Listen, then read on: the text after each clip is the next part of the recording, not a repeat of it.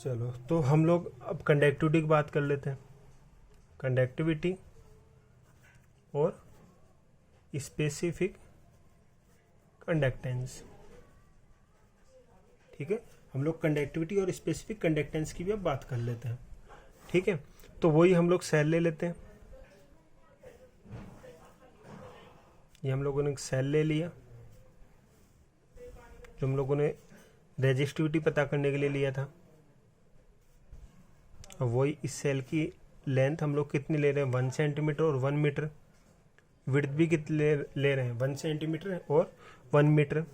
और हाइट भी कितनी ले रहे हैं, 1 सेंटीमीटर और 1 मीटर। ये जो अपोजिट फेस है, यहाँ पे हम लोग इलेक्ट्रोड्स लगा रहे हैं पूरी की पूरी एरिया में।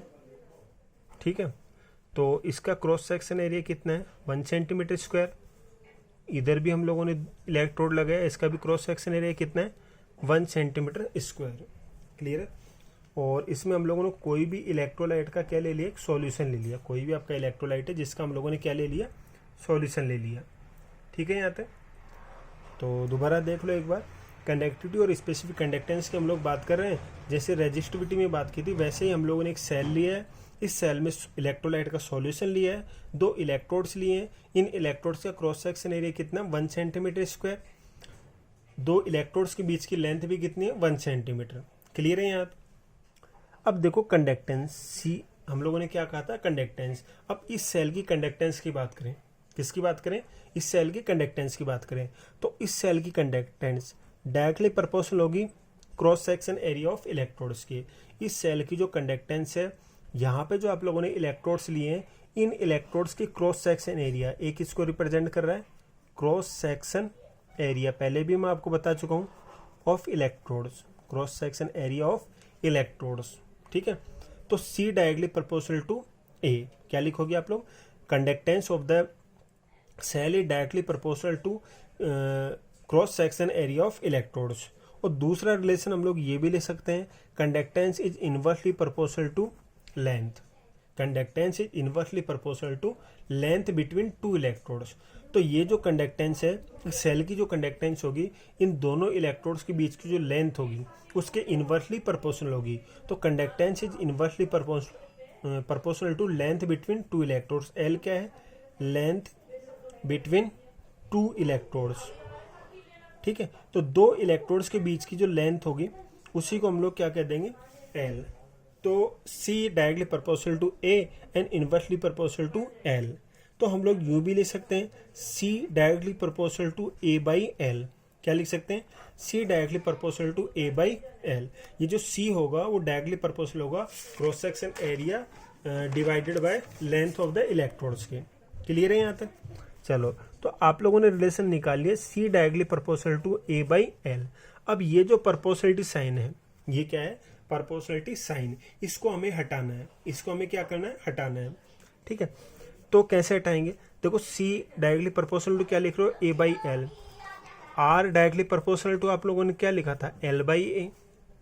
ठीक है, तो या तो आप लोग इस टाइप से लिख लो, ऐसे नहीं लिख पाते हो तो आपको पता ही है कि C equal to 1 by R, पता है आप लोगों को, C equal to 1 by R. तो R directly proportional to L by A लिखा था, तो C डायरेक्टली प्रोपोर्शनल टू उल्टा लिख दो, A बाई L।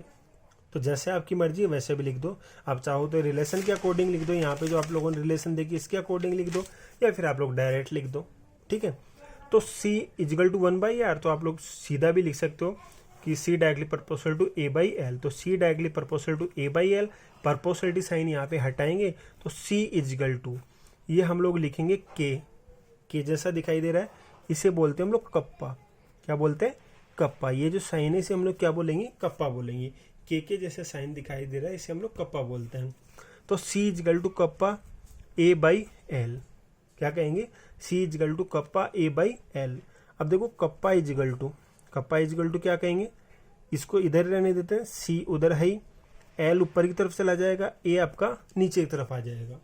क्लियर है, तो kappa is equal to C L by A, एक आपका फॉर्मूला यहाँ पे ये बन जाएगा। क्लियर है, kappa is equal to C L by A. अब यहाँ पे देखो कप्पा क्या है, स्पेसिफिक कंडक्टेंस। कप्पा क्या है, स्पेसिफिक कंडक्टेंस, या फिर क्या कह सकते हैं, कंडक्टिविटी।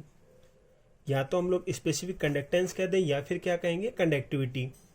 सी आपको पता ही है, सी क्या है, कंडक्टेंस है। सी क्या है, कंडक्टेंस। एल क्या है, लेंथ बिटवीन टू इलेक्ट्रोड्स, ठीक है। और ए क्या है, cross section area, cross section area of electrodes, ठीक है। इलेक्ट्रोड्स के बीच का जो क्रॉस सेक्शन एरिया है उसे हम लोग क्या कह रहे हैं, ए कह रहे हैं। तो kappa is equal to C L by A. Clear है यहाँ तक? चलो, तो आप लोगों ने एक फॉर्मूला यहाँ पे ये निकाली है, kappa is equal to C L by A, ठीक है। अब यहाँ पे देखो, कोई भी सेल होता है उसकी लेंथ फिक्स होती है, उसके इलेक्ट्रोड्स के बीच की जो लेंथ है वो कैसी होगी, फिक्स होगी। और वहाँ पे जो इलेक्ट्रोड्स लगे होते हैं, वहाँ पे क्या लगे होते हैं, इलेक्ट्रोड्स, उनका क्रॉस सेक्शन एरिया भी कैसा होगा, फिक्स होगा। क्लियर है? तो ये जो L बाई ए वैल्यू होती है वो हर एक सेल के लिए कैसी होती है, कांस्टेंट होती है। क्लियर है? आप लोग पेंसिल सेल देखते हो, आप लोग टॉर्च के सेल देखते हो, कोई भी आप लोग सेल देख लो, वहाँ पे उस सेल की लेंथ फिक्स होगी, तो क्रॉस सेक्शन एरिया कहने वाले इलेक्ट्रोड्स का जो क्रॉस सेक्शन एरिया है वो भी कैसा होगा, फिक्स होगा। क्लियर है? तो ये जो L बाई ए है, ये जो L बाई ए है, ये हर एक सेल के लिए कांस्टेंट होता है, इसलिए इसे हम लोग क्या बोलते हैं, सेल कांस्टेंट। क्या बोलते हैं इसे, सेल कांस्टेंट। ये जो आपका L बाई ए है, लेंथ अपॉन एरिया, ये हर एक सेल के लिए फिक्स होता है, कांस्टेंट होता है, तो इसे हम लोग क्या बोलते हैं, सेल कांस्टेंट। और इससे हम लोग डिनोट करते हैं जी स्टार से। इससे डिनोट करते हैं जी स्टार से।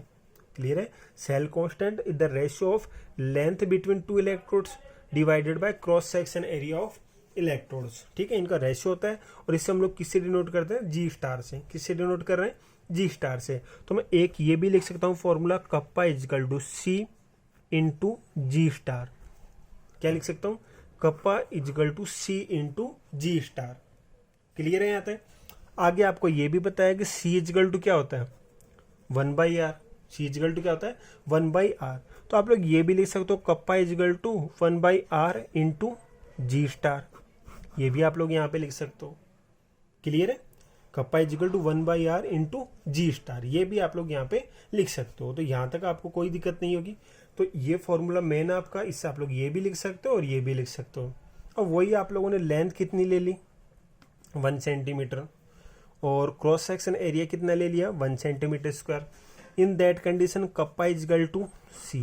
जब आप लोगों ने लेंथ बिटवीन इलेक्ट्रोड्स 1 सेंटीमीटर ले ली, आप लोगों ने cross section area of electrodes 1 centimetre square ले लिया, in that condition conductivity is equal to conductance. Conductivity is equal to conductance. जब आप लोगों ने लेंथ 1 सेंटीमीटर ली, एरिया 1 सेंटीमीटर स्क्वायर लिया, तो वैल्यू पुट कर दो, कंडक्टिविटी इजकल टू क्या आ जाएगी, कंडक्टेंस आ जाएगी। या फिर आप लोग ये भी कह सकते हो, conductance of 1 centimetre cube, conductance of 1 centimetre cube volume of the solution is known as conductivity.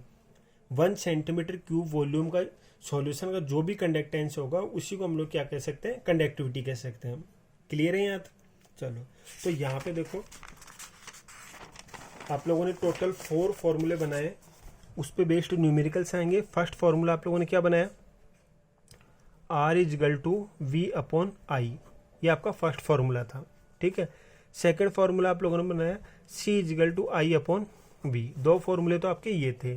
Third formula आप लोगों ने यहाँ पे ये भी बनाया, rho is equal to R A by L।